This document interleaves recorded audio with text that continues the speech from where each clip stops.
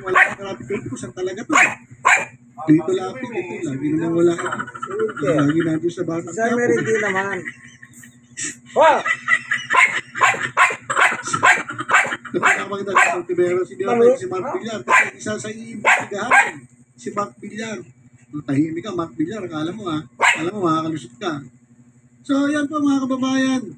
Congratulations, Tito Sen. At least ngayon, may nakikita tayong liwanag. Kasi dati parang nagsara yung langit. Nagsara yung langit, dumilim. Ngayon, kahit pa paano, lumiliwanag na po. Dahil po, eto si Tito Sen, Pinglak. So, matitindi po yan. Kaya yung mga kumanda na kayo. Yari kayo na yun. Sabi, ha? Okay, so ilang po mga kababayan. Tutok lang po dito sa Bandang Maynila. Ito ay Sepa Pag-Apetching at sa tayo nila. God bless you.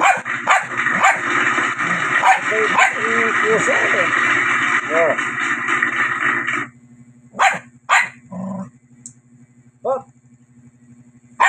Yung kamay mo.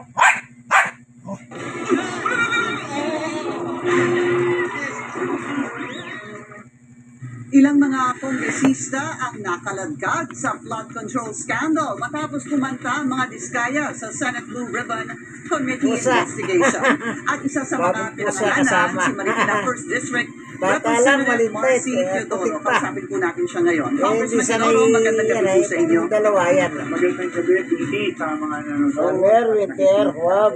Ano po ang inyong inisyal na reaksyon nang marinig ang inyong pangalan na isa sa umano na kinabang sa pamilya Diskaya? Nabigla ako, nabilat ako. Noong una, kala ko nga parang nagbibiro lamang yung nagsabi sa akin dahil nisa hinagap ko o idea ay hindi ko inisip na masasabi o mababanggit ang pangalan ko. Kailan po ba kayo naging congressman? Congressman maliban sa 2025.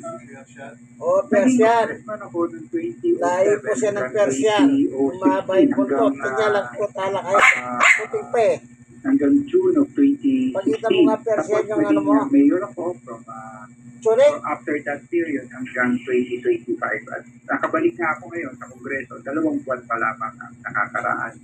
Yung nabanggit na proyekto doon sa nung aking tinatanong at nililinaw, parang proyektong sinasabi nila ay noong 2020, 2021. Ibang congressman ang nakaupo nun, yung dati na naging mayor din, ng LMDA. Ang naman pa na po. Yes. Tama ko. Si Mayay Fernando. Tama ko ba? Opo, tama po. Dahil binabalikan ko po yung naging testimonya ng mga Diskaya, ang tinanong kasi kung anong merong patunay ang hawak-hawak ng mag-asawa. Ang sabi nila ay meron lang silang parang ledger, kumbaga. Kumbaga, isinusulat lang nila doon kung ano yung binibigay nila, kung kani-kanino, kung whether it be a district engineer o batman ng isang politiko. Ito maingay. Kasi doon, nung tinanong sila, Si Winter, maingay. ilan ito nag-umpisa? Ang Wow. pagkalala ko po ang sabi ay Ano ba? 2022. Ha? Kaya ko po tinatanong kung congressman po kayo ng 2022. Hindi po ako congressman ng 2022. 2022 po. Paano kaya kayo nabigyan o yung inyong tao ng kahit na anong pera kung hindi ko kayo congressman 2022? Ang sabi nila, yung ledger nila, nag-umpisa daw 2022, sir. Yun nga rin po ang nagtataka ko ako paano ko mailalagay yung pangalan ko o kaya paano ko matatama doon sa ledger nila.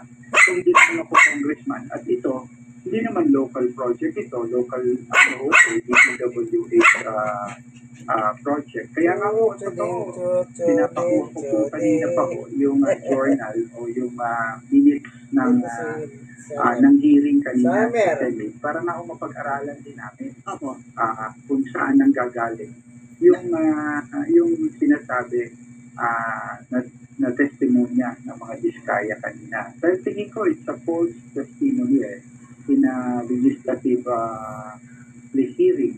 Kaya dapat talaga mapag-aralan ito mabuti.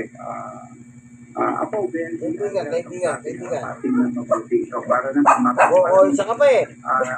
kumbaga mapawa, hindi naman mapawa sa alin. Di ba naman ang kasalanan po sa outset. dahil nga yung period na po, hindi naman po ako nakaupo congressman. Pangalawa, Kaya hindi na makasama kasi, kaya ma-expose parang po ano yung sila. double funding sa National Expenditure Program Eh, natin. maharot itong Sa mga dalawang project aso. ng DPWH. Kasi siyempre, Dahil nga bago po ito puta, bago ito pusa. sa pag-expose na yun, eh, di ba po ngayon, inaamyendahan ng National Expenditure Program. Eh, baka may mga nasa kataapay pa, may mga naapekto ng mga contractor na may inaasahang mga proyekto na dun sa double Entry. Opo. Opo, And you're sa- talking about the sa- 2026 NEP. Opo, yes. Yung lumabas na mga proyekto na nagawa na pero napondohan pa rin po. Yes, Dahil so, sa- dahil kinu-question ko po yun sa distrito ko eh. Dahil may mga project sa distrito ko na pupunduhan sa 2026 net na nakita ko na tapos na. Kaya nga, ito nga ho, pinababago namin during the budget deliberation that we are having now at the committee level, and eventually pag pinasinta na for plenary debate, kasi sayang naman po yung Opo. pondo. Kung paulit-ulit na popondohan yung tapos ng proyekto, bakit hindi i-realign o dalhin doon sa mga project na nangangailangan talagang patapos. Balikan ko lang po yung teorya nyo, Congressman. Ang sabi nyo po, baka meron po kayong natamaan ng mga contractor dahil nga po sa inyong pagdiskubre nitong double entry sa 2026 NEP na nagawa na po dyan po sa Marikina. Ano ho ang magiging kaugnayan noon doon sa posibleng natamaan ninyo sa naging akusasyon ng mga Diskaya hinggil sa inyo? Pag tinitingnan niyo po yung yung listahan ng mga naisama na listahan ng mga Diskaya, parang pinili lang naman po yung mga pangalan ho eh. Parang may congressman nga po ako nakausap, ganun din po, parang katulad ko ang naging sitwasyon. Kausap po pa lang niya, still niya pong congressman na nakausap po, hindi pa nga po siya mayor eh. Bagong congressman pa rin po siya.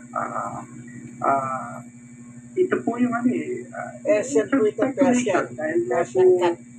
talagang ho ito komplikado, Summer. medyo hindi lang mga ordinaryong individual o tao yung sangkot.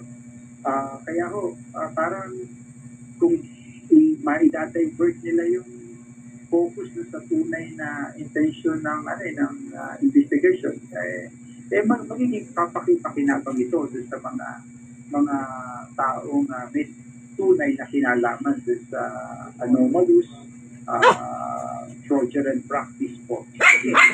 Kayo po, meron ho ba kayong planong kasuhan sila?